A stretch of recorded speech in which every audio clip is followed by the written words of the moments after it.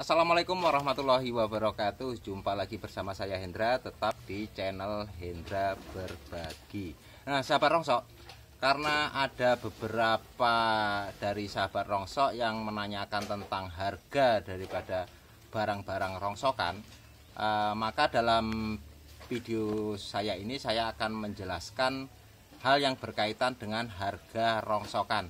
Jadi begini ya sahabat rongsok, kalau untuk harga rongsokan itu berbeda dengan harga barang yang lain. Maksudnya seperti ini. Kalau untuk harga-harga barang yang lain itu punya standar ya. Jadi ada HET, harga eceran tertinggi. Jadi mereka dari pabrikan maupun mungkin dari regulator dari pemerintah itu biasanya punya standar. Jadi acuannya harga itu tidak bisa lebih, jadi ada patokan harganya. Sementara kalau rongsok ini nggak ada ya sahabat rongsok.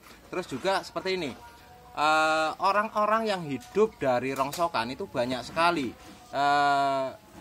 bisa dari pemulung, dari tukang sampah, dari para pembeli ya yang kelilingan ya, baik itu menggunakan gerobak maupun sepeda maupun sepeda motor.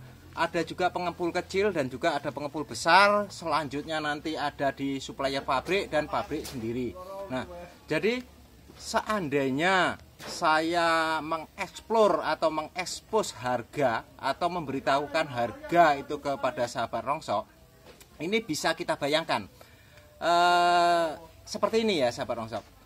Saya mungkin 50% walaupun nggak semuanya ya, mungkin, tapi ada beberapa yang saya tahu. Misalkan untuk pabrikan jenis plastik, dari penggiling plastik, dari trader ya, trader yang menerima hasil gilingan sampai ke pabrik yang istilahnya memproduksi, itu saya juga ada beberapa yang tahu.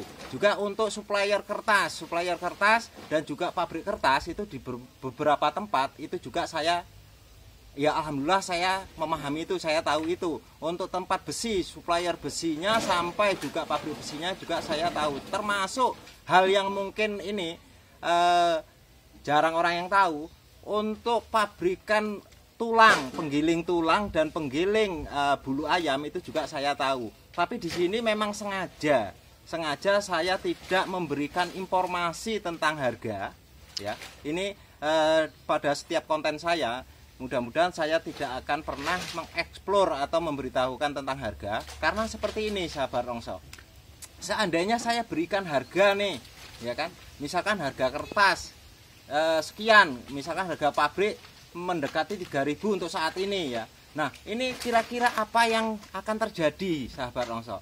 Nah nanti ya dampaknya seperti ini. Orang-orang atau misalkan ada warung atau toko yang mengumpulkan barangnya, dia akan tahu, karena YouTube ini bukan hanya untuk Indonesia, tapi YouTube ini mendunia. Jadi yang menikmati YouTube ini ya itu banyak sekali, bukan hanya dari pengepul itu sendiri, tapi juga warga yang lain yang sekedar mungkin ingin tahu tentang rongsok. Nah, seandainya saya eksplor, saya berikan harga ya, itu otomatis nanti akan terjadi hal yang tidak baik di pasaran. Ya, jadi kalau misalkan toko nih tahu harganya kok segini, ya nanti bagaimana nasib saudara-saudara kita, kawan-kawan kita yang kebetulan keliling hanya pakai motor. Misalkan sekarang ada kardus sekitar 3 kuintal, terus yang keliling itu cuma bawa motor, itu nggak mungkin bisa ke bawah. Nah kalau hanya marginnya itu sekitar Rp250, 3 kuintal itu cuma 75.000, itu nggak bisa ke bawah sekaligus. Lain halnya kalau yang keliling itu bawa mobil ya. Kalau hanya sekitar 3 kintal sampai 5 kintal itu akan bisa diangkut sekaligus dengan margin 250 ya, itu masih masuk karena nanti ada barang lain yang bisa dibawa. Sementara saudara-saudara kita, sahabat kita yang kelilingan hanya membawa sepeda atau motor atau gerobak, 3 kintal itu nggak bisa kebawa, karena kalau sepeda motor bawa kardus itu 1 kintal udah sulit sekali sahabat rongsok ya, sulit sekali. Jadi memang saya pribadi ya, terserah untuk yang lain mungkin mengeksplor harga itu monggo, itu hak pribadi masing-masing. Tapi kalau saya pribadi itu tidak akan pernah mengeksplor itu, karena apa? Nanti akan terjadi gejolak di bawah ya. Akan terjadi gejolak di bawah. Memang begini sahabat rongsok, nggak munafik. Nggak munafik itu yang ditunggu-tunggu oleh para pemain rongsok tentang harganya itu berapa dan jualnya kemana. Ya. Kalau saya mengeksplor itu, ya, itu otomatis akan meningkatkan jam tayang saya. Tidak munafik, sebagai seorang YouTuber saya membutuhkan jam tayang itu, ya. Tapi saya nggak mau karena keinginan saya pribadi hanya ingin menambah jam tayang sehingga saya merusak tatanan.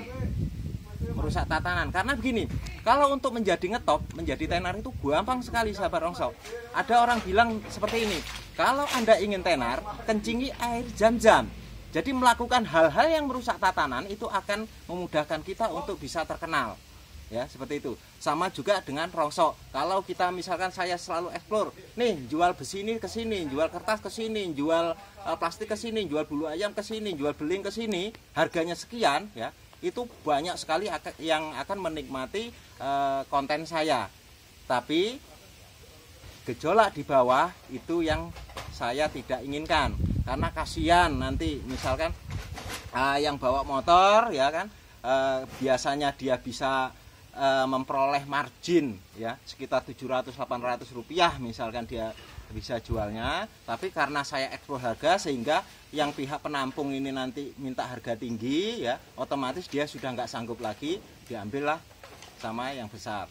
Kasihan karena mereka semua mau hidup. Jadi monggo untuk yang lain untuk mengeksplor masalah harga dan lain sebagainya, tapi tujuan saya untuk membuat konten-konten, ya, untuk saat ini tentang rongsok itu adalah ingin berbagi ilmu kepada sahabat semua, ya, berbagi ilmu misalkan untuk memisahkan ini seperti ini, untuk jenis plastik ini seperti ini, jenis besi seperti ini. Tapi kalau untuk hal-hal yang memang nanti kira-kira berdampak itu tidak baik, itu tidak saya eksplor. Jadi sekali lagi saya mohon maaf kepada sahabat rongsok semua, karena insya Allah di setiap konten saya tidak akan pernah ada saya memberikan masalah harga, ya, walaupun saya tahu harga pabrik itu berapa. Karena kalau saya kasih nanti harga pabrik, masing-masing pengepul besar pun itu berbeda. Ada pengepul besar, ya, yang berani mengambil untung bersih Rp50 sampai Rp100 dari harga pabrik. Nah sekarang kalau itu harus ditabrakkan, ya, ditabrakkan dengan pengepul kecil, ya, matilah pengepul kecil. Ditabrakkan lagi dengan para pencari rongsok, ya, yang membeli di kampung-kampung, ya, itu kan hancur. Jadi ada misalkan suatu minimarket yang menampung kardus itu 2 ton, ya, sementara dia sudah tahu harga pabriknya sekian, ya, karena ulah saya mengeksplor harga itu, otomatis dia akan minta harga sekian. Yang berani harga dengan margin yang sangat tipis, ya, itu hanya pengepul besar. Datang bawa truk 2 ton bisa diangkat. Tapi bagaimana dengan yang bawa motor? Dengan margin Rp200 2 ton, ya, sementara jarak tempuhnya jauh, mau berapa hari dia ngangkutin itu, ya, otomatis dia nggak akan bisa dapat makan. Karena apa? Dia mau sewa kendaraan, ya kan, biaya sewanya berapa. Sementara kalau pengepul besar itu bisa bawa kendaraannya sendiri, seperti itu, ya. Jadi saya kira itu penjelasan saya. Jadi mohon maaf, beribu maaf kalau di setiap konten saya tidak akan pernah memberikan harga-harga rongsok, karena itu sangat beresiko menimbulkan ketidakstabilan harga pasar. Karena persaingan sekarang yang luar biasa, sesama penggiling sudah tabrak-tabrakan harga sekarang, ya. Bisa kita bayangkan sekarang kalau misalkan pabrik peleburan besi, ya, mengirimkan suppliernya untuk membeli dan mengeksplor harga, kocar-kacirlah para pengepul. Begitu juga nanti pabrik kertas seperti itu, pabrik plastik seperti itu, dia akan menanamkan supplier-suppliernya di setiap daerah dengan memberikan harga yang bagus dan mengeksplor harga, maka kocar-kacirlah kita, ya. Jadi saya sangat menyayangi kalian semua sebagai sahabat saya, saudara saya di bidang rongsok, ya. Untuk itu saya tidak akan pernah mengeksplor harga. Sekali lagi mohon maaf. Sekian dari saya, mudah-mudahan ini bisa menjawab pertanyaan dari sahabat rongsok yang ingin mengetahui harga-harga dari rongsok tersebut. Lebih kurang saya mohon maaf.